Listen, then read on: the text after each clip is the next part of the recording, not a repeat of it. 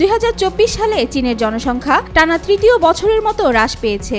যদিও জন্মহার সামান্য বৃদ্ধি পেয়েছে, তবে মৃত্যুহারের তুলনায় তা যথেষ্ট নয়। বিশেষজ্ঞরা সতর্ক করেছেন, ভবিষ্যতে এই প্রবণতা আরও তীব্র আকার ধারণ করতে পারে। চীনের জাতীয় জনসংখ্যা ব্যুরোর সর্বশেষ তথ্য অনুযায়ী 2024 সালে দেশটির জনসংখ্যা কমে দাঁড়িয়েছে 1.408 বিলিয়নে, যা 2023 সালে দেশটির জনসংখ্যা ছিল 1.409 বিলিয়ন।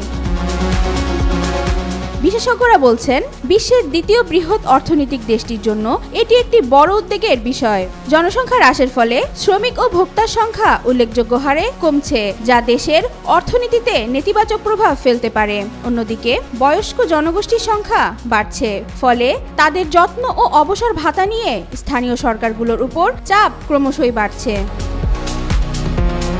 2024 সালে চীনের মোট জন্মহার ছিল 9.54 মিলিয়ন, যা আগের বছরের তুলনায় কিছুটা বেশি। প্রতি 1000 জনে জন্মহার দাঁড়িয়েছে 6.77 জনে, যেখানে 2023 সালে এটি ছিল 6.39 জন। তবে মৃত্যুহার তুলনামূলক বেশি হওয়ায় জনসংখ্যা হ্রাসের প্রবণতা অব্যাহত রয়েছে।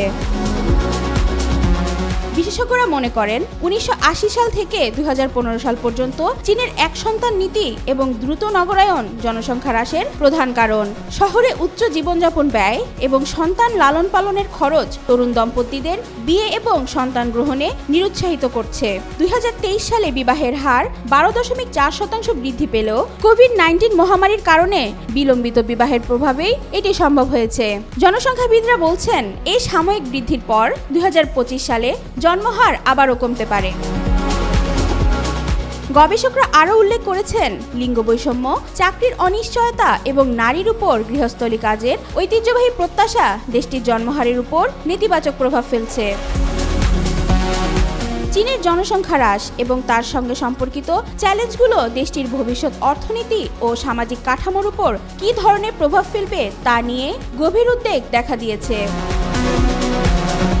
ওয়াহিদা পারভিন, ঈশিতা, আজকাল।